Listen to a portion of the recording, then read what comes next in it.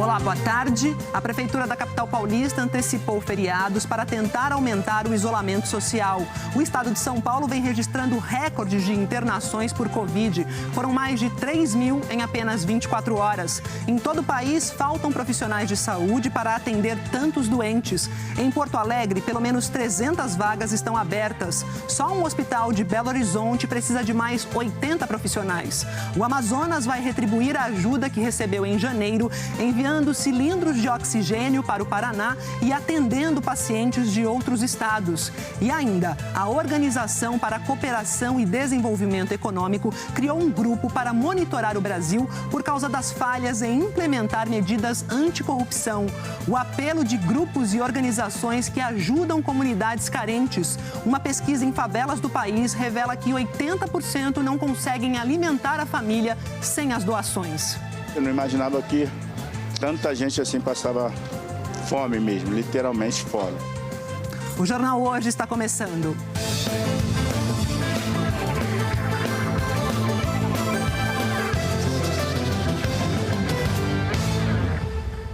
A gente abre essa edição falando de solidariedade que gera solidariedade, porque depois de enfrentar a maior crise de saúde do país durante a pandemia, o Amazonas está retribuindo a ajuda que recebeu do resto do país. Além de receber pacientes de outros lugares, vai agora enviar cilindros de oxigênio para o Paraná. Em meio à crise da falta de oxigênio, em janeiro, o Amazonas recebeu 200 cilindros que foram usados nos hospitais de Manaus para ajudar a suprir a demanda. Passado o período crítico, o governo do estado agora vai retribuir a ajuda. Esses mesmos 200 cilindros serão doados ao estado do Paraná, onde cidades do interior estão sofrendo com a falta do equipamento. Eles já começaram a ser recolhidos nos hospitais. A maior parte dos cilindros vai sair do Hospital Platão Araújo. São 27, que foram usados principalmente por pacientes que ficaram internados no corredor do hospital. O Platão Araújo ele dispõe de uma rede de oxigênios que atende às enfermarias. Mas nós chegamos a ter 135 pacientes no corredor. Sem esses cilindros, não seria possível nós prestarmos uma assistência de qualidade ao nosso usuário e cidadão. A polícia está ajudando a recolher os cilindros. Depois, eles vão ser abastecidos e preparados para o envio ao Paraná. Muito importante a questão da retribuição, né? Por isso a operação leva o nome de Operação Gratidão. É o momento que nós recebemos doações, cilindros, e nós temos condições de doar esses insumos, né? Em decorrência também do nosso equilíbrio. A Operação Gratidão do Amazonas acontece no momento menos crítico da segunda onda da pandemia no estado. Segundo a Secretaria de Saúde, o fornecimento de oxigênio está normalizado. Em janeiro e fevereiro, no auge da crise de saúde no Amazonas, o consumo diário chegou a 83 mil metros cúbicos. Hoje está em 24 mil metros cúbicos por dia. Para evitar que o oxigênio volte a faltar, o governo do estado instalou 37 mini-usinas em 19 cidades com a ajuda do Ministério da Saúde. Juntas, produzem 18 mil metros cúbicos diariamente. Mais 6 devem ser compradas. O Amazonas, que transferiu mais de 500 pacientes para outros estados, agora recebe doentes de outros lugares do país. 5 já chegaram de Rondônia e aguarda a transferência de outros 6 do Acre. Hoje, a taxa de ocupação dos leitos públicos de UTI no estado é de 79%.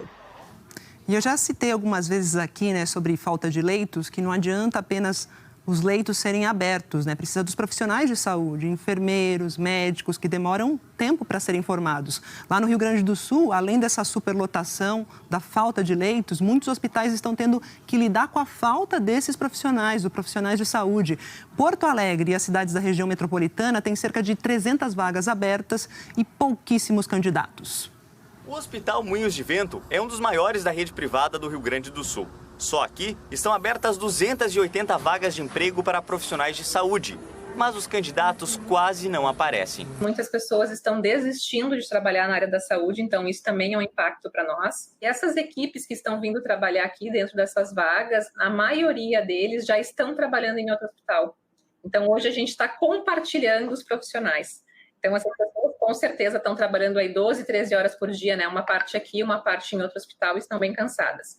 Em São Leopoldo, na região metropolitana, a abertura de 16 novos leitos clínicos para pacientes com Covid esbarra na contratação de profissionais. São 25 vagas e nenhum candidato até agora. A grande maioria das equipes que nós temos trabalhando hoje, elas são menores do que tecnicamente precisariam. Então, vai incorporando as situações de dificuldade e problemas na rede pública e rede privada de atendimento com a questão do Covid.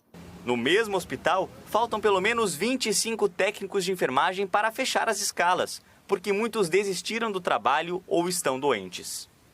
Os turnos são virados em 12 horas, 24 até 30 horas, sempre com as mesmas equipes. Só aqui no Hospital de Clínicas, referência no atendimento para Covid na capital, quase 2.000 profissionais foram contaminados e precisaram se afastar do emprego em algum momento da pandemia. Hoje, 325 estão em casa, 56 com diagnóstico positivo e os outros aguardam o resultado dos exames. Em todo o estado, mais de 28 mil profissionais de saúde foram contaminados pelo coronavírus desde o início da pandemia. Nos pega num momento das equipes já bastante cansadas, né? Então está exigindo um esforço sobrenatural. A gente vive com medo. Diante da dificuldade de achar profissionais, a Prefeitura de São José do Norte, no sul do estado, recorreu à Justiça e conseguiu uma autorização para contratar médicos de outros países, mesmo sem a revalidação do diploma. Agora estamos em busca de médicos com este perfil para que possamos contratar, colocar médicos em todas as unidades de saúde e garantir os plantões do hospital com a contratação desses médicos. O Conselho Regional de Medicina é contra a decisão da Justiça e disse que vai recorrer. E não é só lá, não, em Porto Alegre, região metropolitana de Porto Alegre, né? Minas Gerais também faltam profissionais para atuar na linha de frente de combate à pandemia. Em Belo Horizonte, um único hospital tem 80 vagas abertas. Além da alta ocupação de leitos que atinge praticamente todas as cidades mineiras, outra preocupação agora é com o risco de faltar oxigênio. O Hospital de Cássia, no sul do estado, está com 75% dos leitos ocupados. Por precaução, começou a construir um tanque para armazenar 1.000 metros cúbicos do gás. Em Santa Bárbara, na região central de Minas, a Santa Casa já enfrenta a escassez de cilindros. Pelas redes sociais, a direção pediu às pessoas que têm os recipientes sem uso em casa para fazer uma doação. Em Minas, também faltam profissionais para trabalhar na linha de frente. O ser humano que está ali na linha de frente tem uma exaustão. A gente tem movimentos de afastamentos. Quem hoje tem disponibilidade de horas ainda de trabalho, vem fazer parte desse exército do SUS. A Fundação Hospitalar de Minas Gerais informou que abriu 74 chamamentos para contratação emergencial, mas 14 deles não tiveram nenhum candidato. O Wesley foi um dos poucos que atenderam ao apelo do Estado. Cada integrante novo que chega para a gente é um pingo de esperança, porque a gente sabe que a gente vai conseguir promover uma assistência melhor. Belo Horizonte enfrenta a mesma dificuldade para contratar equipes de saúde. Só neste hospital há um processo seletivo para preencher 80 vagas. Neste outro, a falta de profissionais capacitados sobrecarrega ainda mais quem está há mais de um ano enfrentando a pandemia. Nós estamos tentando recrutar novos profissionais, mas está difícil. A gente precisa de ter pessoas treinadas. As nossas equipes estão muito cansadas para aumentar a carga de trabalho deles mais ainda. Sem recursos humanos, não há como aumentar o número de leitos na capital mineira. A rede particular já atingiu 100% de ocupação. A enfermeira de um dos maiores hospitais da cidade, que preferiu não se identificar, disse que nessa madrugada muitos pacientes ficaram do lado de fora. Hoje o plantão foi extremamente complicado e exaustivo. Não há vagas no CTI. Os pacientes com Covid positivo que se agravam estão sendo entubados nos leitos. Hoje, inclusive, ambulâncias ficaram em espera do lado de fora, com pacientes graves, e não havia vagas no CTI para receber esses pacientes. Hoje, Minas Gerais ultrapassou 1 milhão de casos e o estado bateu mais um recorde de infectados nas últimas 24 horas. São 11.372 novos doentes. Ao todo, 21.303 pessoas já morreram por causa da Covid. Os números justificam as medidas adotadas no estado. Todas as cidades estão na onda roxa de enfrentamento à Covid. A medida mais extrema inclui toque de recolher à noite. Ontem, as ruas da capital ficaram vazias.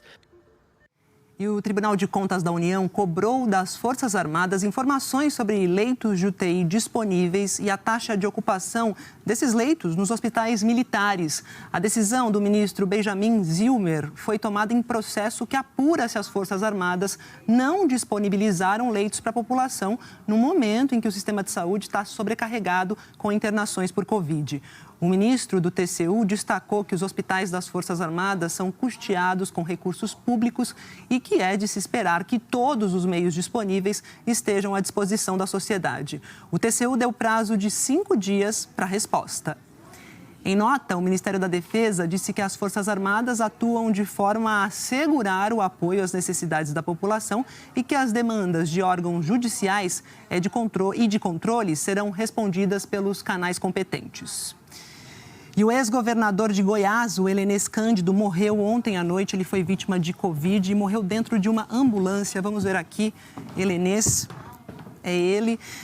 Helenês tinha 86 anos, estava entubado, sedado no hospital de campanha de Santa Helena, no sudoeste goiano. Ele era hipertenso e também diabético. No último domingo, o estado dele se agravou e ele passou a esperar por uma vaga de UTI. A vaga só saiu ontem à noite em outra cidade. E durante a transferência, ele morreu dentro da ambulância. Helenês Cândido foi prefeito da cidade de Morrinhos e governador de Goiás de 1998 a 99. E o estado de São Paulo bateu de novo o recorde de internações por Covid num único dia e passou pela primeira vez das 3.000 internações em 24 horas. Essa unidade de saúde na zona leste de São Paulo tem um tanque fixo de oxigênio, mas ele não está mais dando conta do consumo. E por causa disso, ela está recebendo caminhões com cilindros extras todos os dias. Foi nesse posto de atendimento que morreu o primeiro paciente da capital paulista à espera de uma transferência para uma UTI. Renan Ribeiro Cardoso, de 22 anos, veio para cá na quinta-feira passada com uma leve dificuldade para respirar. Na sexta-feira, o quadro dele piorou e os médicos pediram à Central de Regulação do Estado uma vaga de UTI, que só foi aparecer no fim da tarde de sábado. Renan já tinha morrido.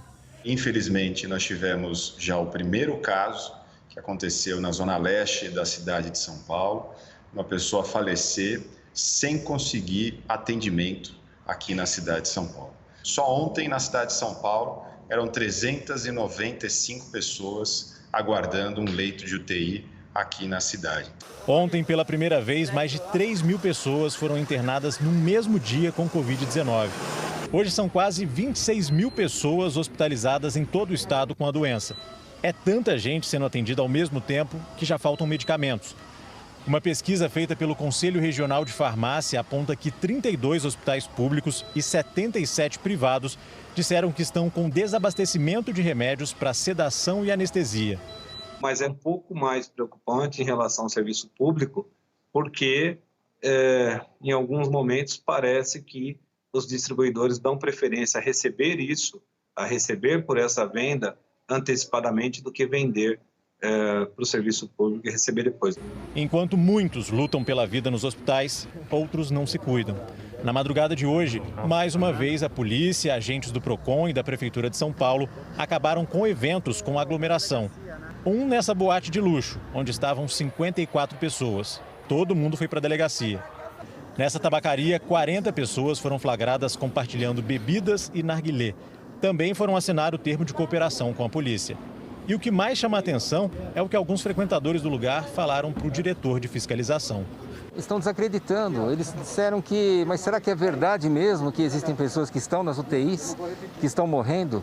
Nós não acreditamos nisso. Será que isso não é uma mentira? Para a Prefeitura de São Paulo, a cidade precisa parar ainda mais para conter a doença. E as medidas adotadas nas últimas semanas ainda não surtiram o efeito necessário, que é diminuir a circulação de pessoas. A taxa de isolamento social média nos últimos dias foi de 42%. E no início da pandemia, com menos restrições, ela ficava em torno de 56%. O Ministério Público quer que a Prefeitura e o governo do estado expliquem o que estão fazendo para controlar a circulação de pessoas. A promotora pede que os gestores esclareçam em 48 horas quais medidas serão adotadas para fiscalizar o cumprimento da fase emergencial, quais ações serão tomadas para a contenção do contágio no transporte público, qual a articulação do Estado para que o efetivo da PM preste auxílio na fiscalização das medidas de restrição e qual o critério estabelecido para não adotar o lockdown total. Para esse infectologista e pesquisador da Fiocruz, é hora de aumentar as restrições. A solução nesse momento de colapso do sistema de saúde só existe uma, é um lockdown. E, lógico, com a instituição do lockdown, é importante medidas sociais, principalmente para apoiar as famílias mais vulneráveis que vivem nas grandes comunidades e quem tem dificuldade realmente de adquirir o seu alimento do dia a dia.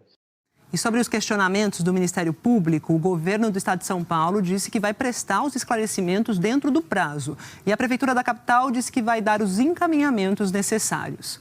Falando da Prefeitura de São Paulo, a Prefeitura aqui da cidade anunciou agora há pouco que vai antecipar 5 feriados municipais para justamente tentar reduzir a circulação de pessoas e o avanço da pandemia.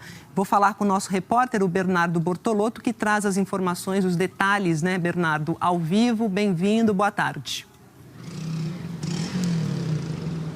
Boa tarde, Maju. Boa tarde a todos. Esses 5 feriados seriam comemorados 2 este ano ainda e outros 3 no ano que vem, ou seja, 3 feriados de 2022, entre eles o do aniversário de São Paulo, que é em janeiro, foram antecipados já para a partir da próxima semana. Essa sequência de feriados começa na sexta-feira, dia 26 de março, e vai até dia 1º de abril. E com isso já emenda no dia 2 de abril, que é a sexta-feira da Paixão, e aí vem o final de semana da Páscoa. Com isso, a Prefeitura terá 10 dias de feriado seguido aqui, ou seja, do dia 26 ao dia 4 de abril, 100 dias úteis aqui na capital para evitar a circulação de pessoas. Agora, há uma preocupação da Prefeitura que as pessoas não queiram ficar em casa, então ela fez um apelo para que as pessoas fiquem em casa, mantenham o distanciamento. Essa também é uma preocupação dos especialistas na área da saúde, que as pessoas precisam ter consciência. Além disso, uma outra medida anunciada que começa agora, já na segunda-feira, é a alteração do horário do rodízio de veículos. Aqui na capital de São Paulo, há um rodízio de veículos para evitar congestionamentos, então algumas pessoas não podem circular em determinados horários, conforme o número da placa do carro, pela manhã ou à tarde. Com essa suspensão, passando para a noite o rodízio, as pessoas que eventualmente pegariam o transporte público nesses horários podem circular com carro próprio e evitar aquelas aglomerações nos trens, metrô e também nos ônibus. E além disso, Maju, o Estado de São Paulo começou a enviar mensagens SMS para o celular dos moradores aqui de todo o estado. 44 milhões de pessoas devem receber essas mensagens. Um alerta do número de leitos que estão muito ocupados e quanto é importante manter o distanciamento, fazer o isolamento nesse momento em que os hospitais já estão no gargalo. Maju. Bernardo, importante essa comunicação clara e obrigada pelas informações. Antecipação de feriado aqui, então, na capital a partir do dia 26. Obrigada, viu, Bernardo? Bom trabalho. E olha, gente, anteontem, para reforçar a necessidade do isolamento social, eu usei no improviso uma expressão infeliz, né, que precisava de um complemento para deixar bem claro o que eu queria dizer. Eu falei o seguinte: o choro é livre. Eu quis dizer que, por mais amargas que sejam as medidas de isolamento, elas são necessárias para evitar o colapso do sistema de saúde. Mas eu também entendo perfeitamente a dor dos pequenos, médios empresários que são obrigados a manter os negócios fechados. E você é testemunha de que ontem mesmo a gente exibiu aqui uma longa reportagem sobre o assunto e ao final dela eu disse assim: desejo também a agilidade do governo e do Congresso para atender os empresários e também as famílias que estão aguardando o auxílio emergencial. Então, eu reitero hoje aqui esse desejo, me desculpo pela expressão que usei anteontem e vamos nessa, bola para frente. E olha, em São José do Rio Preto, no interior de São Paulo, a Justiça concedeu uma liminar autorizando os supermercados a abrir as portas aos clientes. Olha só, os supermercados só estavam atendendo por delivery. Desde ontem, São José do Rio Preto está em lockdown até o dia 31 de março, a medida restringe a abertura mesmo dos chamados serviços essenciais. O juiz da primeira vara da Fazenda Pública lá de São José do Rio Preto, o Adilson Araque Ribeiro, atendeu a um pedido da Associação Paulista de Supermercados. E nessa decisão, o juiz afirmou respeitar a medida adotada no enfrentamento à pandemia, mas determinou que os mercados sigam o Plano São Paulo, do governo do estado, que permite esse atendimento presencial.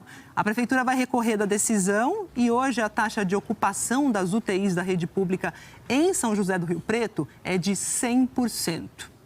E todos os 78 municípios do Espírito Santo estão em quarentena a partir de hoje.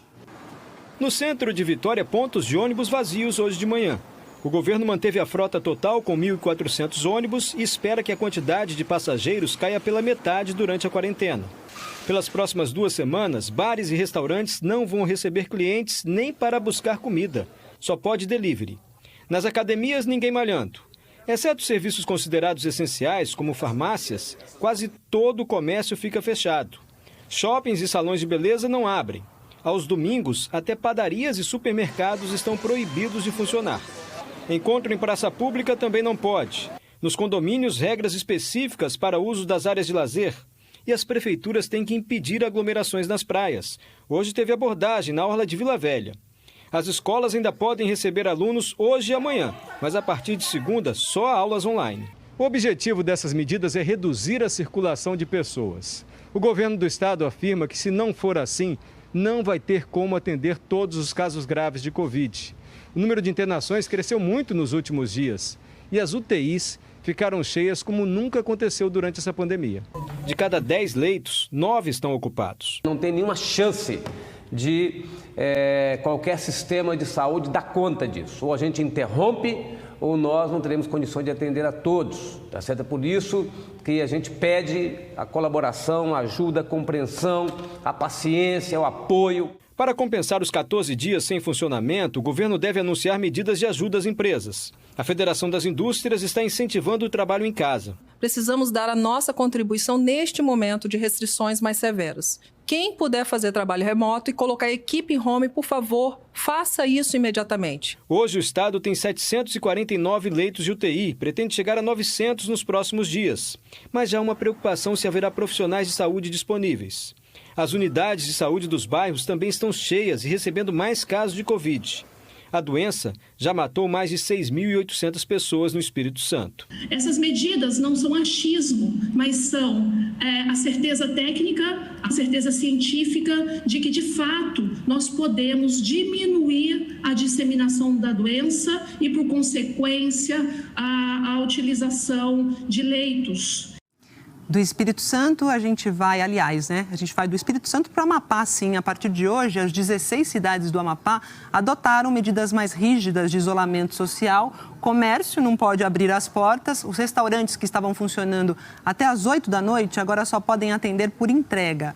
Bares e boates permanecem fechados e apenas os serviços considerados essenciais estão permitidos. Farmácias, supermercados e postos de combustíveis são exemplos. Para alguns deles, o horário fica limitado das 6 da manhã às 8 da noite. Esse decreto do Estado, que vale por 7 dias, manteve o toque de recolher das 9 da noite às 5 da manhã. No Amapá, a taxa de ocupação das UTIs das redes públicas e privadas está em 92%. Piauí agora, lá as medidas restritivas vão durar 4 dias. Ruas vazias, lojas fechadas. O lockdown parcial no Piauí começa hoje e vale até domingo, com o funcionamento apenas de serviços essenciais. Supermercados só podem abrir até às 8 horas da noite. O toque de recolher em todo o estado vale das 9 da noite às 5 da manhã. Comércio, bares e restaurantes ficam fechados, mas seguem fazendo entregas. Mesmo assim, comerciantes pedem mais apoio. Não tivemos nenhum auxílio efetivo do poder público, para nos erguermos, está cada dia mais difícil se manter de portas abertas. O fechamento do comércio e o isolamento social estão garantidos nesta quinta-feira, inclusive porque o feriado do Dia do Piauí, que é comemorado em outubro, foi antecipado para hoje. Mas amanhã, as lojas e os shoppings da capital devem funcionar normalmente. Isso porque a Prefeitura de Teresina publicou um decreto autorizando o funcionamento do comércio nesta sexta-feira, contrariando as medidas do governo do estado. No documento, a Prefeitura cita que a decisão foi tomada porque o número de leitos clínicos e de UTI tem sido ampliado e que a análise concreta sobre a evolução da doença na capital permite a adoção de medidas de acordo com as necessidades locais. Mas a situação do sistema de saúde em Teresina é preocupante, com a taxa de ocupação de leitos de UTI em quase 92%. E em todo o estado, 158 pessoas esperam um leito clínico ou de UTI Covid. Para especialistas, o fechamento das cidades é uma medida mais do que necessária agora. Nós estamos no meio da tempestade. Tem que baixar as velas. É fundamental que as medidas de distanciamento social e de proteção contra a transmissão de uma pessoa para outra sejam tomadas agora. E elas têm que ser rigorosas, como todas as nações fizeram, como todos os estados que levaram a sério o problema fizeram. O governo do Piauí diz que já adotou medidas econômicas para reduzir os efeitos da pandemia, como um novo programa de renegociação de débitos de impostos. A Fundação Municipal de Saúde de Teresina informou que está abrindo 32 leitos de UTI em hospitais da região e que possui mais de 400 leitos clínicos e de Covid para atender pacientes. Pernambuco agora, que também passa a ter medidas mais restritivas a partir de hoje. Ao vivo, eu vou conversar com a Beatriz Castro, que tem os detalhes para a gente. Beatriz, boa tarde. Boa tarde, Maju. Boa tarde a todos. De acordo com o decreto do governo do estado, os serviços não essenciais precisam fechar de hoje até o dia 28 de março.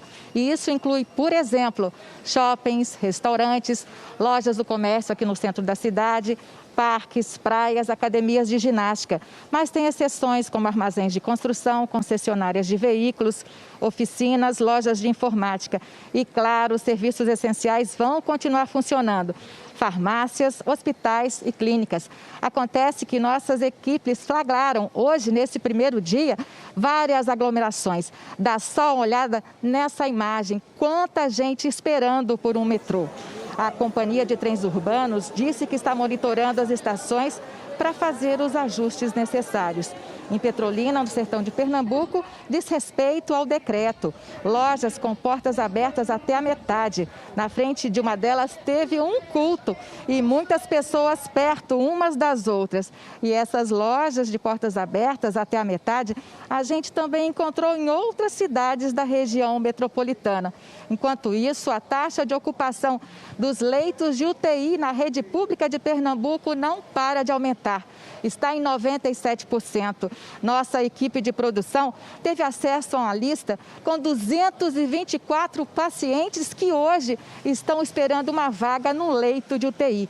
A Secretaria de Saúde do Estado disse que só agora em março, até hoje, foram abertas 300 novas vagas, mas que a velocidade do contágio é maior do que a capacidade de atendimento. É uma conta que não fecha, Maju. E essa conta que não fecha vai se repetindo em todo o país, em boa parte do país, né, Beatriz? Obrigada pelas informações, bom trabalho para você. Falar sobre o futuro ministro, né? Hoje de manhã, Marcelo Queiroga, indicado para assumir o Ministério da Saúde, teve uma reunião com o presidente Jair Bolsonaro no Palácio do Planalto. E antes da reunião, ele disse que vai adotar medidas que são defendidas pela ciência e que vai ter autonomia para escolher sua equipe à frente da saúde. Quando eu tomar posse, nós vamos conversar mais amplamente e vocês vão poder me questionar e perguntar sobre as medidas que serão colocadas em prática. Mas são todas as medidas que já têm sido divulgadas de maneira reiterada pela ciência, tá bom? A vacina, como sabemos, não vai resolver a curto prazo esses óbitos. O que resolve política de distanciamento social inteligente e melhorar a qualidade da assistência nas unidades de terapia intensiva. Mas, ministro, a gente precisa fazer alguma coisa diferente. Já está sendo feito. O diferente é seguir as as recomendações da ciência. Tá? O presidente escolheu um médico para o Ministério, um médico que é oriundo de uma sociedade científica, da Sociedade Brasileira de Cardiologia, que foi sempre quem protagonizou a medicina baseada em evidência. O presidente me deu autonomia para montar a minha equipe e eu peço a vocês um pouco de paciência, né, para que em curto prazo nós consigamos trazer medidas adicionais às que vêm sendo colocadas em prática para que esse cenário melhore. E pela primeira vez na pandemia, a média diária de mortes no Brasil passou de 2.000. Vamos ver aqui no telão os dados que foram divulgados às 8 da noite pelo consórcio de veículos de imprensa. Pelo 19º dia seguido, esse número está batendo recorde. O Brasil tem, em média, 2.031 mortes por Covid diárias, 49% a mais do que 2 semanas atrás. Tendência aqui de alta, de forte alta, aliás. Em 24 horas, o Brasil registrou 2.736 mortes por Covid. Já são 285.136 vidas perdidas por causa desta doença. E de terça para quarta, foram registrados 90.830 novos casos. E a pior marca da pandemia. O total agora é de 11.700.431. A média de novos casos está em 70.637 novos casos por dia, um aumento de 23% em 2 semanas, tendência aqui também de alta. E no mapa a gente vê a situação pelo país. São 20 estados e o Distrito Federal com alta na média de mortes, estão aqui em vermelho. E as maiores altas foram registradas em Sergipe e no Tocantins. Em estabilidade, ficaram 4 estados que estão em amarelo. E com queda na média de mortes, em azul, temos 2 estados. Amazonas, saiu Rio de Janeiro aí desse grupo, e agora temos Roraima com estabilidade, Amazonas e Roraima. E por falar de Rio de Janeiro, que estava aí antes no nosso mapa em azul, na queda, né? A cidade do Rio começou a vacinação novamente hoje, de quem tem 75 anos no dia de hoje, mas aí para evitar a aglomeração, a prefeitura criou um rodízio entre os gêneros. Então, hoje só mulheres vacinam e amanhã é a vez dos homens. Vacinação no quartel. Começou esta manhã a distribuição de doses em 3 unidades dos bombeiros no Rio. Nos postos de saúde aqui na cidade, hoje, só as mulheres de 75 anos vão receber a primeira dose da vacina. Amanhã é a vez dos homens, com a mesma idade. A divisão é para evitar aglomerações. A decisão de vacinar pessoas de gêneros diferentes em dias distintos foi copiada por 2 municípios da Baixada Fluminense. Mas em Duque de Caxias, que não adotou esta estratégia, amanhã foi de mais filas quilométricas e teve gente que passou a noite na espera. Ficamos às 9 horas da noite. 9 horas da noite de ontem. Isso, correto. 4h28 da madrugada. 3h30 da manhã. Sempre dá muita gente. Voluntários ajudaram a preencher fichas e o prefeito de Duque de Caxias prometeu agilidade. Tem 20 mil voluntários da Fundec fazendo um papa-fila e uma duração de uma vacina de 2 segundos. Então daqui a meia hora você não vai ter mais ninguém nessa fila aqui. Mas não foi o que aconteceu. A fila continuou por horas. Em Belford Roxo, também na Baixada Fluminense, mais pessoas que chegaram de madrugada para pegar uma senha. Estou livre, graças a Deus. Conseguiu? Consegui.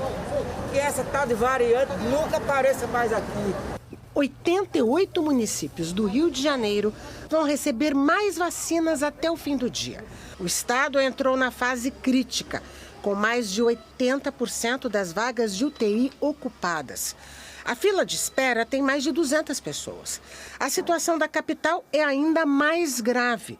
Desde o início da pandemia, a cidade do Rio nunca teve tantas pessoas internadas com Covid nas UTIs da rede pública. São 622 pacientes. Agora, a partir de março, a gente vê de novo um aumento. É possível que a gente esteja entrando, sim, numa terceira onda dessa epidemia aqui no Rio de Janeiro, diferente de outras cidades, né? A gente já está no momento de ampliar as restrições e se essa subida se mantiver na velocidade que ela tem se apresentado, inclusive pensar realmente em estruturar uma restrição muito maior, né, com lockdown mesmo da cidade. Aqui no Rio, 95% dos leitos de UTI ligados ao SUS estão ocupados. Hoje, o prefeito Eduardo Paes, do Democratas, disse que estuda tomar medidas mais duras, como, por exemplo, antecipar os feriados de São Jorge e Tiradentes. A gente fala agora do pessoal suspeito de aderir ao lema vacina pouca, minha dose primeiro, né? Em Minas Gerais, a lista de servidores públicos que teriam furado a fila da vacina já tem 1.800 nomes. Essa denúncia está sendo apurada pelo Ministério Público e também vai estar no centro de uma CPI que começa a funcionar hoje, lá na Assembleia Legislativa de Minas. Então a gente vai para Belo Horizonte falar com a Luciana Mussi, que tem as informações. Bem-vinda e boa tarde, Luciana.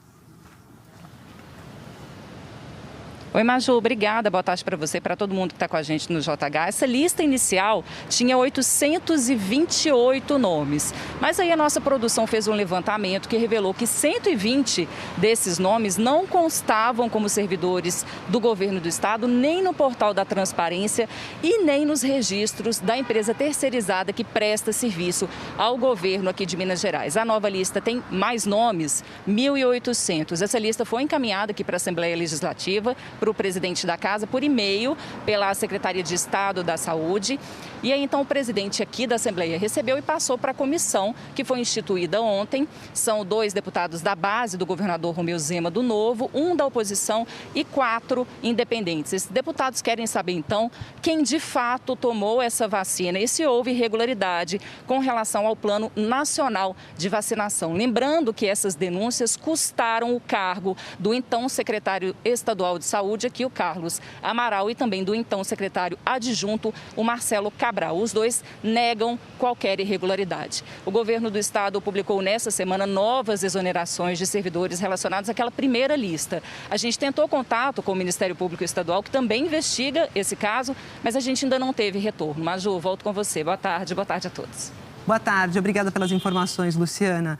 E agora os números da vacinação, né, de acordo com o levantamento do consórcio de imprensa, então temos 324.530 pessoas receberam a primeira dose no Brasil em 24 horas. O total de vacinados com essa primeira dose é o seguinte, 10.713.615 vacinados. O percentual da população vacinada com a primeira dose é esse aqui, 5,06% da população. Apenas 5%, 5 em cada 100 brasileiros receberam a primeira dose. E a segunda dose foi aplicada em 3.916.493 pessoas e isso corresponde a 1,85% da população. Agora, o andamento pelo país. 23 estados e o Distrito Federal atualizaram os dados de vacinação. Quanto maior o percentual, mais escuro aqui o azul no mapa, mais pessoas foram vacinadas em relação à população. E os 5 que mais aplicaram a primeira dose foram Amazonas, São Paulo, Rio Grande do Sul, Mato Grosso do Sul e Distrito Federal. Em g1.com.br/coronavírus, você confere mais detalhes sobre o andamento da vacinação e a situação da pandemia no seu estado. O Palácio do Planalto informou hoje que o presidente dos Estados Unidos, Joe Biden, enviou uma carta ao presidente Jair Bolsonaro pedindo a união dos dois países para enfrentar a pandemia do coronavírus e os desafios da agenda ambiental. Segundo a nota da Secretaria de Comunicação Social da Presidência, Biden disse que quer trabalhar em estreita colaboração com o Brasil. A carta, segundo o Palácio do Planalto, foi enviada no dia 26 de fevereiro em uma resposta a uma mensagem de Bolsonaro que parabenizava Biden pela posse em janeiro. A íntegra desse documento não foi divulgada. Bolsonaro apoiou a candidatura de Donald Trump às eleições presidenciais dos Estados Unidos e foi um dos últimos chefes de Estado a reconhecer a vitória de Biden nas urnas.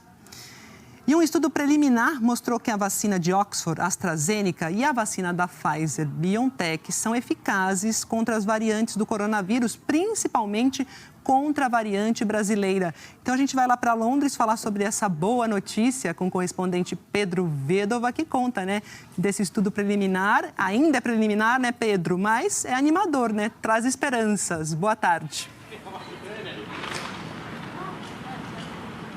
Oi, Maju, boa tarde para você, para todo mundo. Animador, né? A gente sabe que ainda não foi revisado por cientistas independentes, mas carrega o peso da Universidade de Oxford, e mostrou que a P1, a variante identificada primeiro no Brasil, ela resiste menos do que se imaginava, é menos temida do que se imaginava, portanto, em relação aos estudos anteriores, né?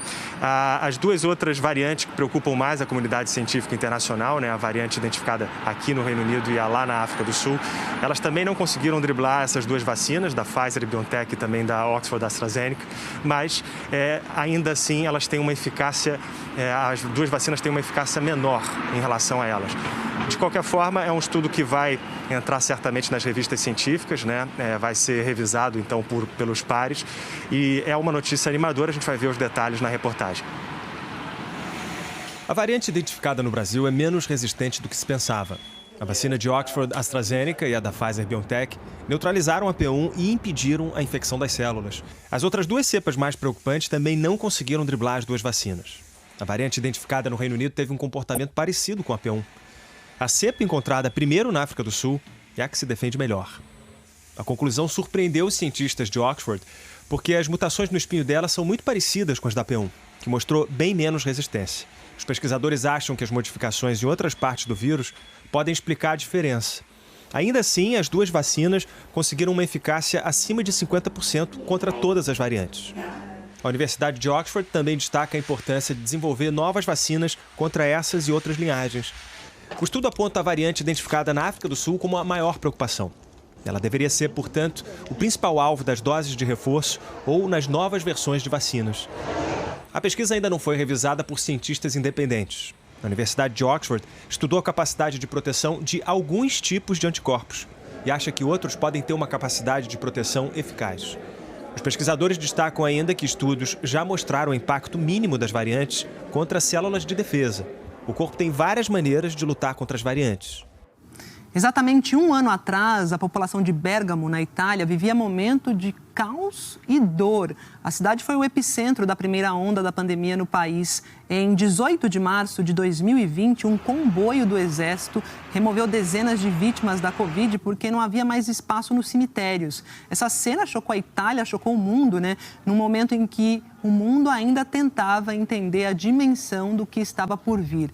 Em uma homenagem para marcar a data, o primeiro-ministro, Mário Draghi, lembrou dos dias terríveis quando a população de Bérgamo não tinha nem tempo de rezar por seus mortos. Segundo o prefeito, não existe ninguém em Bérgamo que não precisou se despedir de alguém que amava. Draghi ajudou a plantar a primeira árvore de um bosque que vai ser criado como memorial para os mais de 100 mil italianos que morreram na pandemia. O país enfrenta hoje mais um lockdown em várias cidades, na tentativa de conter uma nova onda de contágios. E morreu o presidente da Tanzânia, um dos maiores negacionistas da pandemia, John Magufuli. Tinha 61 anos. John não fazia aparições públicas desde o fim de fevereiro, que aumentou rumores sobre o estado de saúde dele. O sumiço levantou suspeitas de que o presidente da Tanzânia poderia estar com Covid. Ele sempre afirmou que o país estava livre do coronavírus graças a orações. Ele dizia que o coronavírus teria vindo de um demônio ocidental e sugeria também tratamentos caseiros sem eficácia para combater a doença. A Tanzânia não atualiza os números oficiais da Covid desde maio do ano passado. O governo afirma que o presidente foi vítima de problemas cardíacos. E pela primeira vez, a equipe do presidente americano Joe Biden vai se reunir com autoridades do alto escalão do governo chinês. E a expectativa é que essa reunião marque uma mudança de tom aí da política americana com a China. Então a gente vai para Nova York falar com o nosso correspondente, o Ismar Madeira, que tem as informações e vai contar para a gente o que deve ser tratado nesse encontro, né, Ismar? Boa tarde. Muito boa tarde, Maju, para você e para todos. Entre os assuntos dessa reunião estão economia, mudança climática, tecnologia e competição militar. O secretário de Estado americano Antony Blinken e o assessor de Segurança Nacional Jake Sullivan se encontram com o ministro chinês das Relações Exteriores, Wang Yi. Há uma preocupação americana com o avanço da China no Pacífico. Os Estados Unidos estão em alerta para a possibilidade de o país tentar assumir o controle de Taiwan. E ontem, o governo Biden enviou um sinal claro de sua postura diplomática. Impôs sanções a 24 autoridades chinesas por causa da repressão à liberdade democrática em Hong Kong. E a Comissão Federal de Comunicações aprovou o início da revogação de licenças de 3 companhias estatais chinesas que operam aqui nos Estados Unidos. Nos últimos anos, os americanos acusaram a China de espionagem cibernética. O ex-presidente Donald Trump iniciou uma guerra comercial com os chineses e travou uma queda de braço sobre a tecnologia 5G. Quando era vice-presidente de Obama, Biden se encontrou com o líder chinês Xi Jinping lá na China e também aqui nos Estados Unidos. Na época, a sinalização foi que era possível evitar um confronto. Analistas acreditam que agora pode haver uma reversão na integração econômica entre os dois países, que já dura 40 anos. Maju. Obrigada, Ismar, pelas informações. Bom trabalho por aí. E o Parlamento espanhol aprovou uma lei que legaliza a eutanásia e o procedimento de morte assistida. A legislação vai valer para espanhóis e residentes com visto. E para ser atendido pela lei, o paciente deve manifestar a intenção de avançar com esse processo pelo menos 2 vezes por escrito, agir de livre e espontânea vontade e sem qualquer pressão externa. O pedido precisa ser avaliado por uma comissão que escolhe 2 médicos não ligados ao caso para decidir se o procedimento pode seguir adiante. Ao longo de todo o processo, que pode durar mais de 1 mês, o paciente tem o direito de desistir ou de pedir o adiamento das decisões. E a Espanha é o 4º país da Europa a permitir a eutanásia, junto com Holanda, Bélgica e Luxemburgo. A previsão é de que a lei entre em vigor no mês de junho. E ainda hoje, a homenagem carinhosa aos pacientes que se curam da Covid em Belo Horizonte. A Organização para a Cooperação e Desenvolvimento Econômico cria um grupo para monitorar o Brasil por falhas em implementar medidas anticorrupção. E a seguir, o apelo de grupos e organizações por ajuda para os pobres. E uma pesquisa em favelas revela que 80% não conseguem alimentar a família sem as doações. Até já!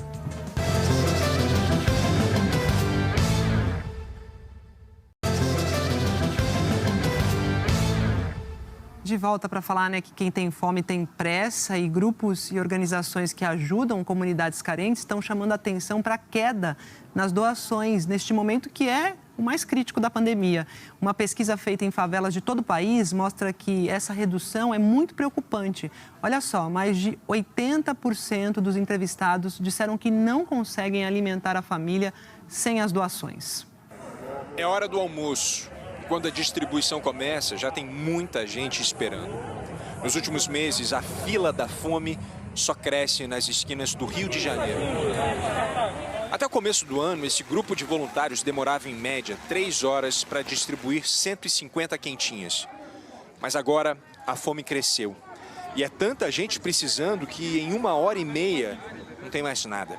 Às vezes não dá para atender a todos do nosso percurso com assistência alimentar que a gente presta. Nessa hora, a sensação é de impotência. Para muitas famílias, nunca foi tão difícil trazer comida para dentro de casa. Tá difícil, porque a epidemia, ela acabou muito com muitas coisas, entendeu? Então, assim, é tudo caro no mercado, a gente não tem condições, o auxílio vem acabando. O problema é que, enquanto a fome cresce lá fora, o estoque de doações de diversos grupos e redes de ajuda anda tão deserto quanto um estômago vazio. Este é o galpão da organização Redes da Maré esse ano. Esse era o galpão da Maré ano passado, lotado de doações. A gente atendeu um número de 18 mil famílias. Teve um período que as pessoas realmente estavam preocupadas em se engajar nesse processo de doação. Mas isso foi perdendo fôlego. No começo da pandemia, o estoque do grupo Movimenta Caxias também estava muito bem abastecido. Esse ano, 2021, não chegou uma cesta básica sequer. No lugar da sustância do arroz com feijão distribuídos com fartura, algumas fatias de pão e alguns goles de café. Por hora, é tudo que o grupo tem para oferecer.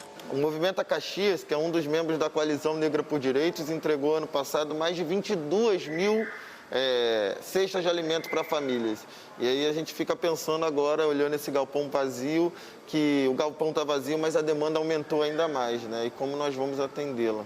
A questão é que as favelas, as comunidades desse Brasil são formadas por caminhos muito estreitos, praticamente fechados aos olhos de quem está de fora.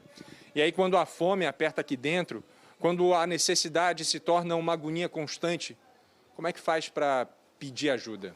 Uma pesquisa feita nas favelas brasileiras mostra que 8 em cada 10 famílias não teriam condições de se alimentar se não tivessem recebido doações. A missão do Ed, que é voluntário da Redes da Maré, é correr as 16 favelas do complexo para descobrir quem está passando fome. E é muita gente.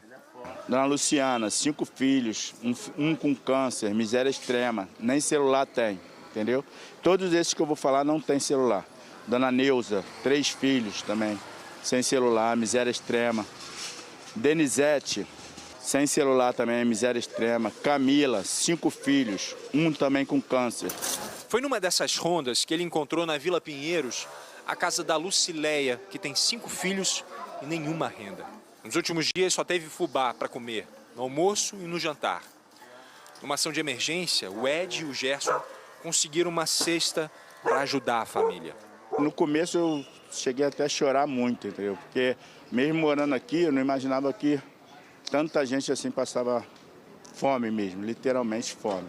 Uma esperança no horizonte das favelas do Brasil é uma campanha lançada na terça-feira agora por 10 organizações, entre elas a Coalizão Negra, a Anistia Internacional e a Redes da Maré, para arrecadar fundos. O nome da campanha vai direto ao assunto. Se tem gente com fome, dá de comer. Dá de comer. Dá de comer. Dá-lhe de comer. No centro do Rio, o prato do dia está pronto e é bem servido. Solidariedade com generosas porções de afeto.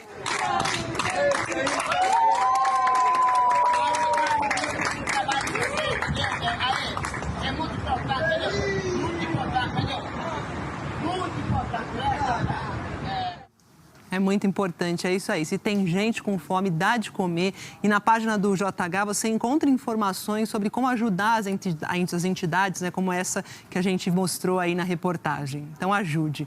Ainda falando sobre essa situação de fome, de procura por comida, em Salvador aumentou essa procura por restaurantes populares desde o início da pandemia.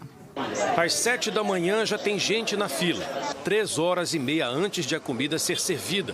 São moradores de rua, idosos, trabalhadores informais que ficaram sem renda e principalmente desempregados. Gente que perdeu o trabalho durante a pandemia, como o Rosinaldo. Se não tem como eu tirar, onde é que eu vou tirar o dinheiro para comprar comida, para botar o pão dentro de casa, da onde? Antes da segunda onda da pandemia, os desempregados e os trabalhadores informais eram 60% do público atendido nos 2 restaurantes populares da Prefeitura de Salvador. Hoje são 80%. Seu Albérico vendia biscoito nas ruas. É a comida que você tem? A comida que eu tenho aqui, de segunda a sexta. Para ajudar a manter o distanciamento nas filas, funcionários de outros serviços públicos foram cedidos temporariamente. O Jones está gostando do trabalho. No momento que a gente entrega a quentinha na mão daquele idoso, daquela pessoa deficiente, numa pessoa de rua, o obrigado deles já é satisfatório, com certeza. Por causa da pandemia, os restaurantes populares tiveram que fechar as portas e o atendimento passou a ser feito com distribuição de quentinhas. Como as filas ficaram mais longas, o jeito foi aumentar a comida. Os restaurantes serviam 700 quentinhas por dia. Hoje, são 1.000 refeições diárias. E agora, com as novas medidas de isolamento social dessa segunda onda, a gente teve que aumentar o quantitativo e ter muito mais cuidados. Nós já estamos preparando um terceiro ponto de distribuição de alimentos lá no centro da cidade. E aí a gente certamente vai passar para 1.500 e provavelmente teremos que iniciar também aos finais de semana, como foi na primeira onda. Desempregada, Maria Carolina vem todos os dias. É uma comida muito boa, assim, a variedade, tem bisteca, peixe, frango, carne, comida de graça. Que realmente estou desempregada e não estou podendo pagar a alimentação. E o auxílio, hein? 3 dias depois do Congresso promulgar aquela PEC emergencial que abriu o caminho, né, para o pagamento de novas parcelas do auxílio emergencial, o governo ainda está discutindo as medidas provisórias com as regras para esse pagamento. O repórter Arthur Bernardi está lá em Brasília e tem as informações para a gente ao vivo. Bem-vindo e boa tarde, Arthur.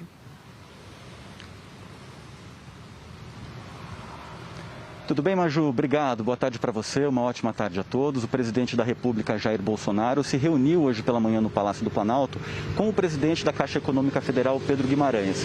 Guimarães não conversou com a imprensa, mas segundo uma apuração feita pela Ana Flor, jornalista da Globo News, Bolsonaro assinou hoje as medidas provisórias para essa nova rodada do auxílio emergencial. E a entrega dos textos para o Congresso Nacional pode ser feita ainda hoje à tarde. No início da semana, foi promulgado o texto da PEC criando regras para o controle dos gastos públicos, o que vai permitir ao governo federal, agora nesse ano de 2021, pagar o auxílio emergencial aos mais vulneráveis. O valor total será de 44 bilhões de reais. E o governo federal precisa agora editar duas medidas provisórias. Uma que libera esse crédito extraordinário e a outra que define as regras de pagamento.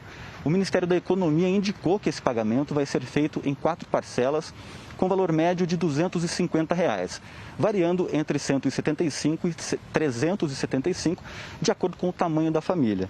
Lembrando que o último pagamento feito à grande maioria dos beneficiários do auxílio emergencial foi no fim do mês de dezembro do ano passado, ou seja, Maju, há 3 meses. 3 meses sem o auxílio. Então tá bom. Obrigada, Arthur. A gente fica aguardando essas definições. Bom trabalho para você. E o jornal Folha de São Paulo publicou uma nova pesquisa do Datafolha sobre o governo de Jair Bolsonaro. O Instituto quis saber dos entrevistados se o Congresso Nacional deveria ou não abrir um processo de impeachment contra o presidente. A margem de erro é de 2 pontos percentuais para mais ou para menos.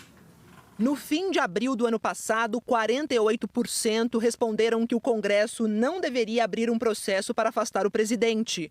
Em maio, 50%. Em janeiro, 53% e agora 50%.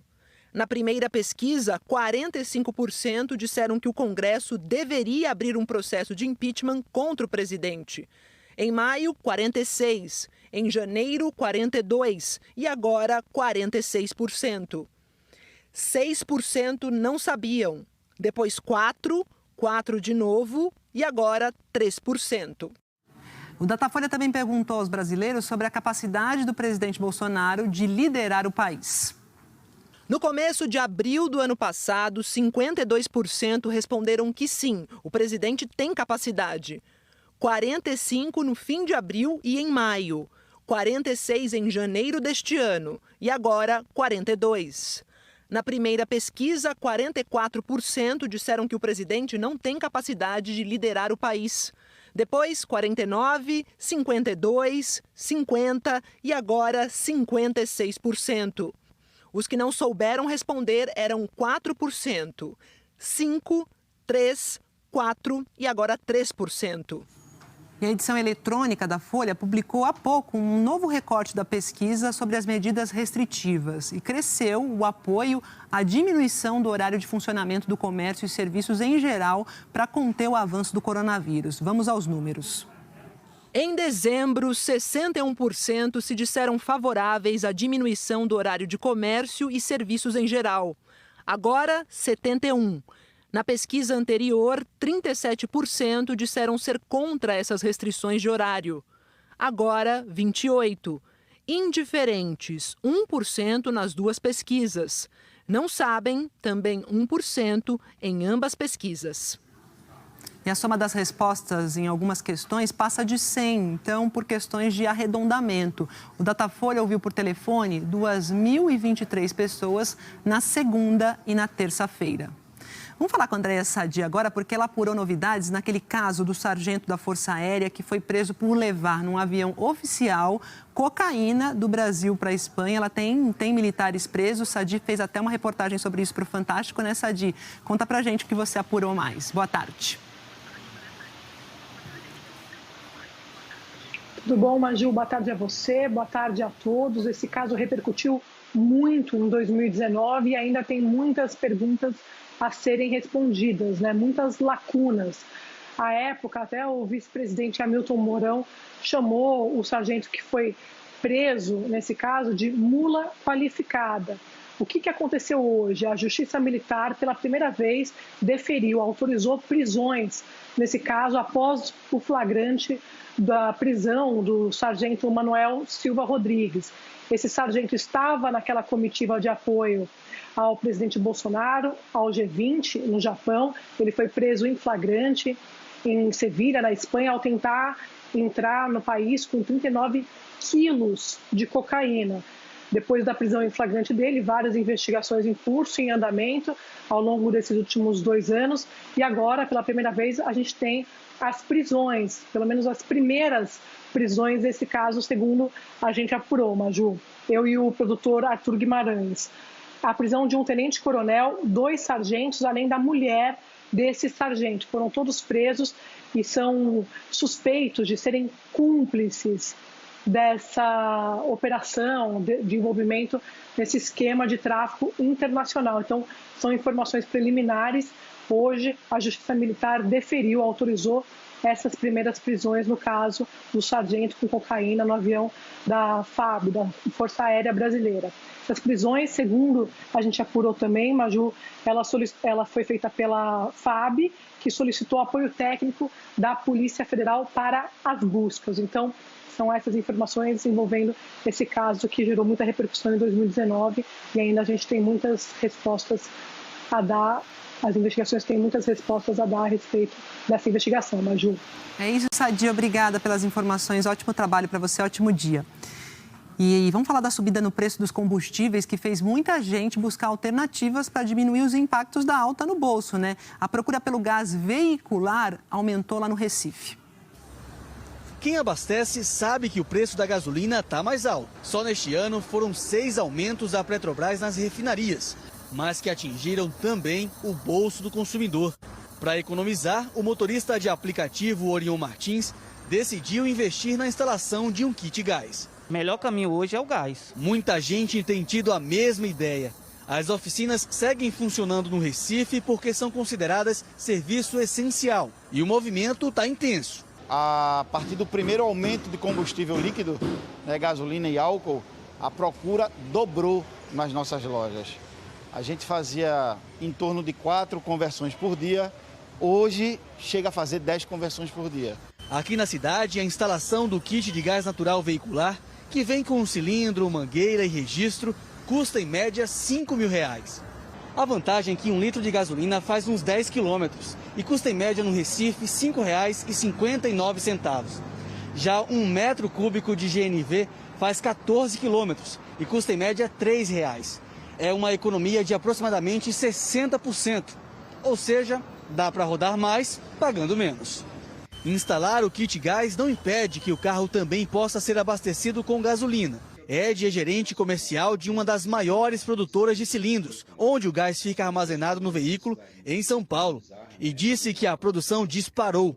De janeiro para cá, foram comercializados quase 12 mil cilindros. No mesmo período do ano passado, foram um pouco mais de 6 mil. A procura pelo gás natural subiu bastante.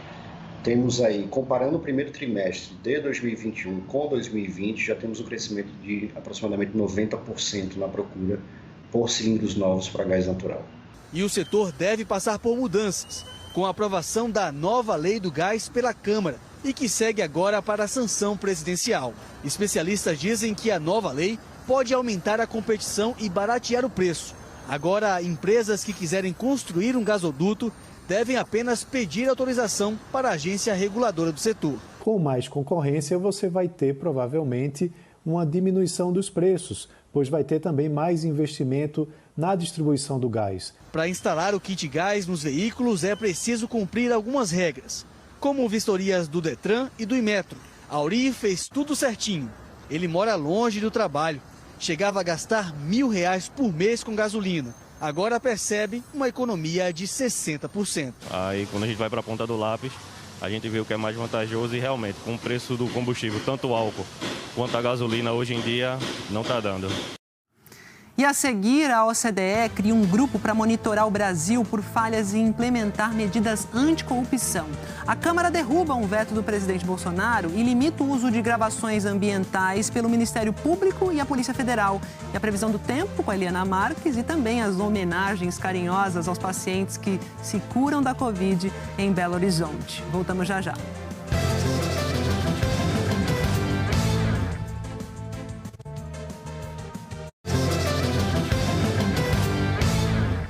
De volta e passando a bola diretamente aqui para Eliana Marques. Oi, Eli, boa tarde. Boa tarde para você, Maju. Boa tarde a todos. Uma frente fria se formou ontem e provocou chuva em algumas áreas do sul do país. Hoje ela está avançando aqui para o sudeste. Nesse momento, está chegando lá na altura do Paraná e até a noite chega ao litoral paulista. Tem previsão de bastante chuva, principalmente nessas áreas que eu vou falar agora, Vale do Itajaí, em Santa Catarina, litoral do Paraná, também sul e oeste de São Paulo, além dessa faixa aqui mais colorida entre o norte de Mato Grosso, grande parte da região norte, né, Rondônia, Amazonas, Pará, principalmente, chegando até o norte do Piauí e ao centro-norte do Maranhão, ou melhor, norte do Maranhão e centro-norte do Piauí. Maju. Então você citou aí algumas áreas, regiões, quais capitais estão nesse rolo aí de chuva forte? Vamos falar delas, começando então pelas capitais que estão no Nordeste.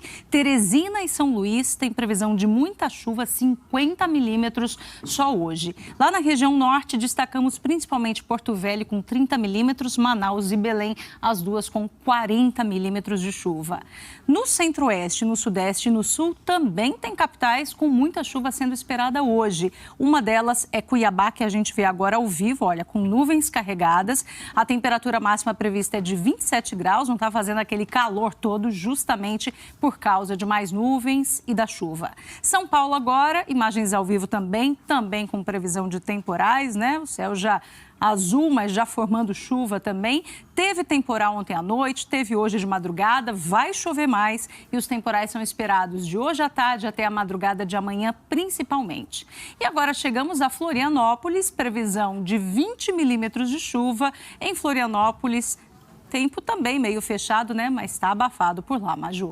E onde não chove? Bom, onde não chove? Áreas sem previsão de chuva, com sol em tempo integral, as amarelinhas aqui no mapa, né? Então, parte aqui do Rio Grande do Sul, grande parte do estado, passando pelo centro-oeste de Santa Catarina e também pegando uma boa parte do interior do Paraná. Além dessa área que fica mais ao norte de Roraima, essa outra que vai do sertão de Pernambuco, atravessa uma parte da Bahia e para lá no norte de Minas, além do litoral do Rio de Janeiro. Rio com calorão de até 35 graus hoje. Amanhã volta a chover no Rio, mas ainda bem pouco, tudo muito isolado. Enquanto grande parte da Grande São Paulo, também o litoral paulista e o litoral paranaense entram na rota dos temporais, esses temporais aqui amanhã, principalmente de madrugada. E ao longo do dia, temporais também se espalhando de novo aqui, olha, entre norte de Mato Grosso do Sul, Mato Grosso, avançando aqui por Piauí até o Pará e volta a chover forte também lá no Acre.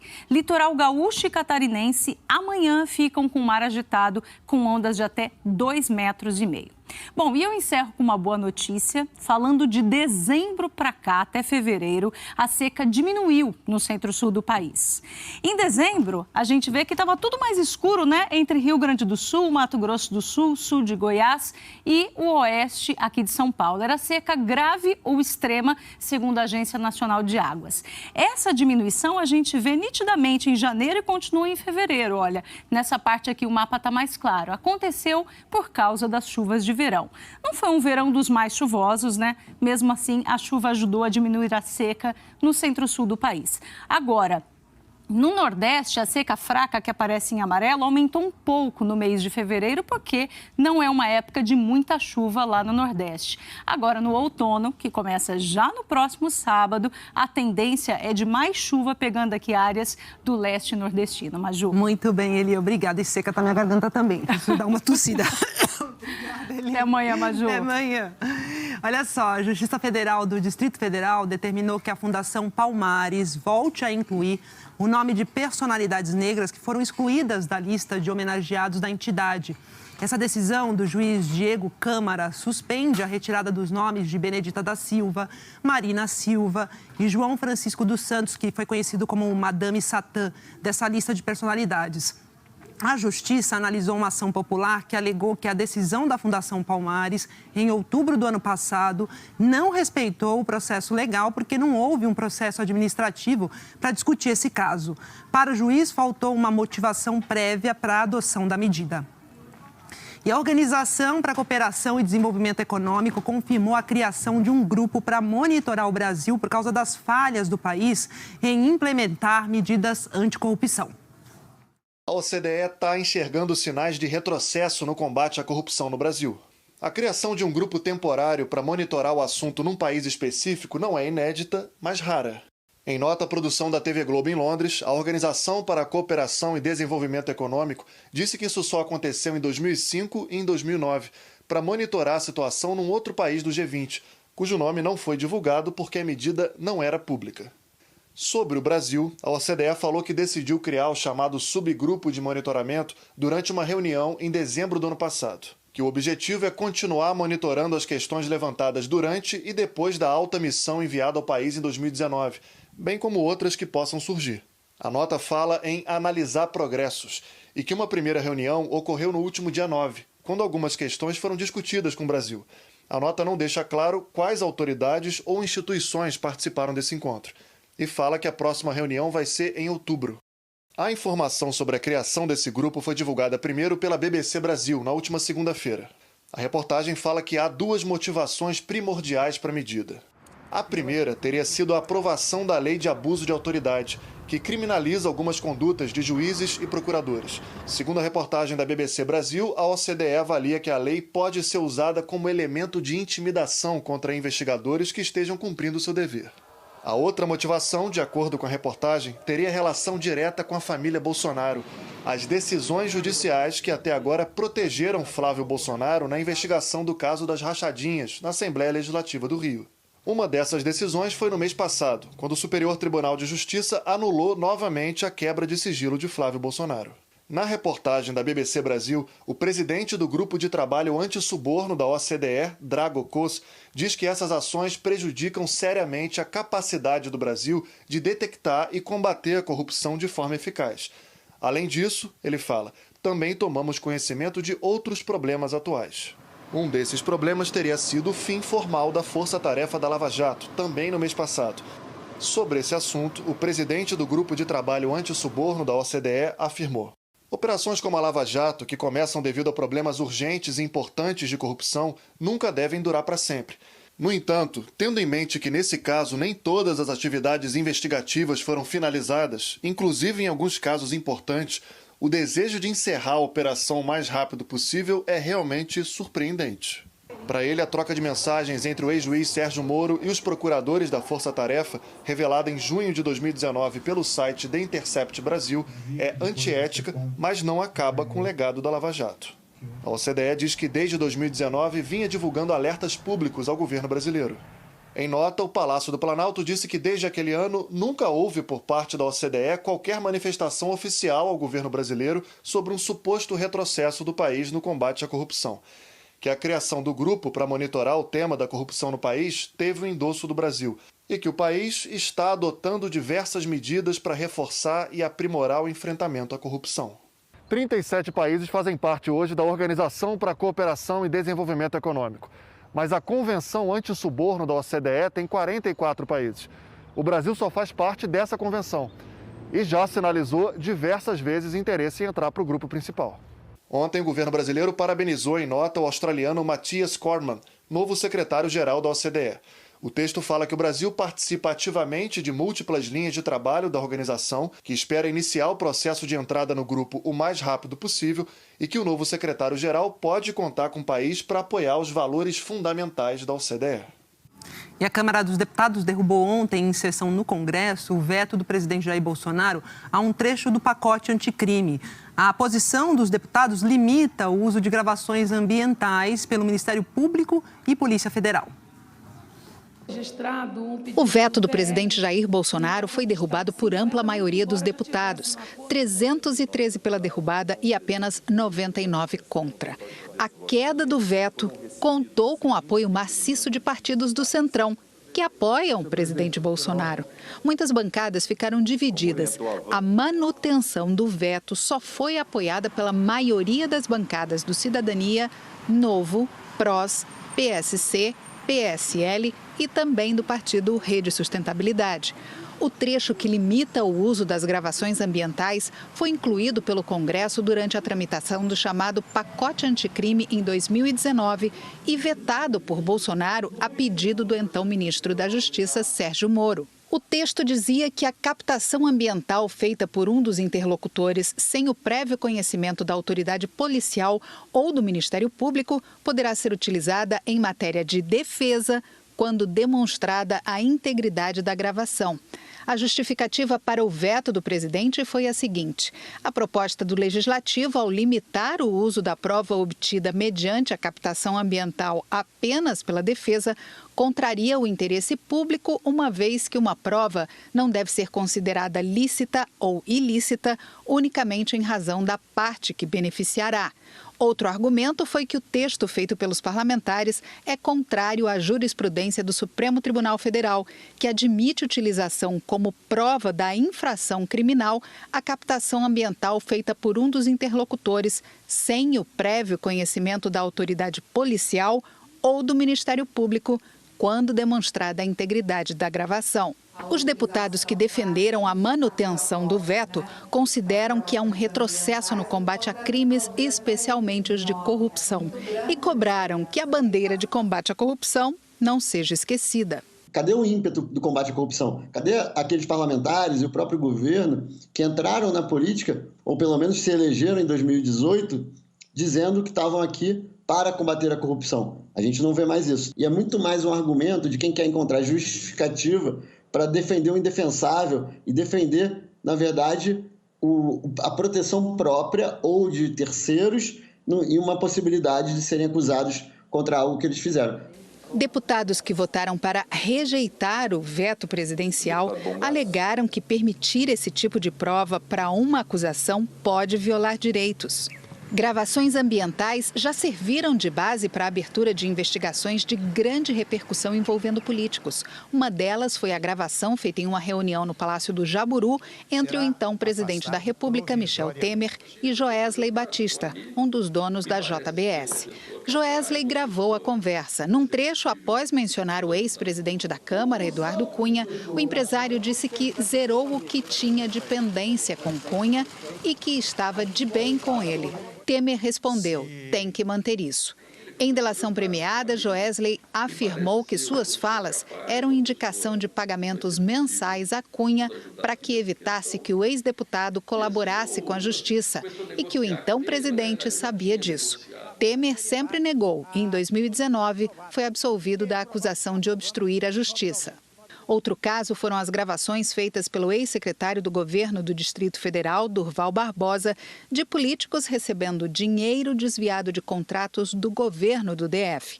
José Roberto Arruda era o governador, foi um dos alvos da gravação. Chegou a ser preso, acusado de tentar corromper uma testemunha. Os réus ainda aguardam os desfechos das ações penais em várias instâncias da Justiça. Nos dois casos, não houve autorização prévia para as gravações. A Associação Nacional dos Procuradores da República é contra a decisão da maioria dos deputados. O presidente da associação confirma que permitir o uso de gravações ambientais apenas para a defesa vai contra decisões de tribunais superiores e é um grande passo atrás no combate à criminalidade. Se duas pessoas conversam entre si e uma delas grava essa conversa, essa prova sempre foi considerada válida, tanto para a acusação quanto para a defesa.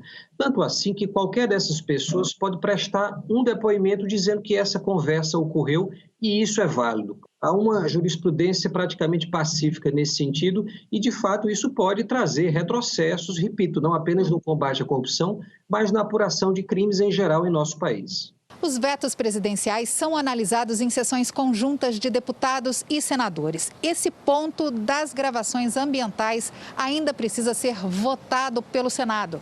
Mas o presidente do Congresso, o senador Rodrigo Pacheco, do Democratas de Minas Gerais, disse que os vetos do pacote anticrime foram retirados da pauta do Senado a pedido dos líderes, que querem discutir melhor o assunto. E, por enquanto, não tem data para essa votação pelos senadores.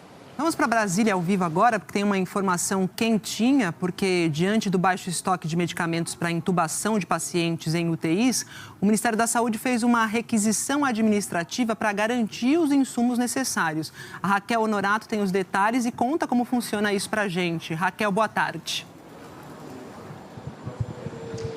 Oi, Maju, boa tarde para você, boa tarde para todo mundo que está assistindo a gente. Em nota, o Ministério da Saúde afirmou que fez essa requisição administrativa ontem.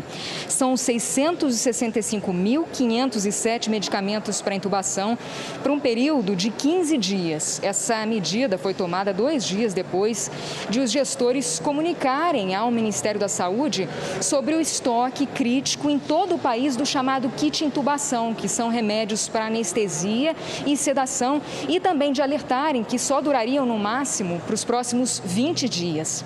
Essa requisição administrativa é um mecanismo, é um recurso previsto na Constituição e permite que o poder público use temporariamente bens privados em caso de iminente perigo público. Pela regra, o governo deve assegurar indenização se houver dano. Mas o Ministério da Saúde disse que essa requisição administrativa, ela não atinge o que já foi previamente contratado por estados e municípios. Essa não é a primeira vez que o Ministério utiliza desse recurso para adquirir medicamentos durante a pandemia. Em julho do ano passado, o Ministério obteve pouco mais de 860 mil medicamentos do chamado kit intubação da indústria farmacêutica. Em janeiro desse ano, novamente, esse recurso de requisição administrativa foi utilizado para adquirir seringas e agulhas. Maju. Obrigada, Raquel, pelas informações. Você viu aqui no Jornal Hoje, né, que o Brasil tem, em média, por dia, mais de 2.000 mortes causadas pela Covid. E já são 285.136 vidas perdidas nessa pandemia. E para muita gente que se contaminou com o vírus, superar a doença é um processo longo, é difícil. E um hospital de Belo Horizonte encontrou uma maneira carinhosa de homenagear esses pacientes. Neste hospital de Belo Horizonte, as paredes pulsam amor e esperança. São mais de 900 corações e cada um conta uma história. Alexandre, Genilda, Luci. Os nomes gravados aqui são de pacientes que lutaram e venceram a Covid. A ideia ganhou forma logo no início da pandemia. Surgiu justamente do fortalecimento do elo das equipes com os pacientes que juntos caminharam aí na busca dessa recuperação e a vontade de comemorar junto com esses pacientes a finalização desse ciclo que foi a internação. Há 2 meses, Dona Maria contraiu a doença e precisou ser internada. Ao chegar no hospital, o medo deu lugar à confiança. Quando vê aquilo ali, a gente pensa assim, poxa, que bom que tanta gente conseguiu, eu vou conseguir também. Depois de 3 semanas, ela pôde voltar para casa. Agora, o nome da Dona Maria vai levar esperança não só a outros pacientes, mas a toda a equipe de médicos e enfermeiros. Hoje, ao andar pelo corredor, a equipe também se sente muito valorizada por ter contribuído com cada alta que ali está registrada naquele corredor. Ao todo, Minas Gerais contabilizou mais de 1 milhão de casos. Desses, 902.637 se recuperaram. Mas os infectologistas alertam. Ao longo de 1 ano de pandemia, a ciência conheceu melhor o vírus, desenvolveu a vacina. É a conquista de uma batalha. Mas ainda é preciso muito cuidado para vencer a guerra contra a Covid. Nós não podemos perder a esperança de que isso vai passar. Mas é a esperança ativa, que nesse momento exige de todos nós uma postura diferente. E essa postura é de permanecer em casa o quanto possível, manter-se afastado do ponto de vista social. O distanciamento social é difícil, exige sacrifício da população. Mas é ainda mais difícil enfrentar o isolamento da família estando doente dentro de um hospital. Por isso, quem deixa um leito de UTI comemora.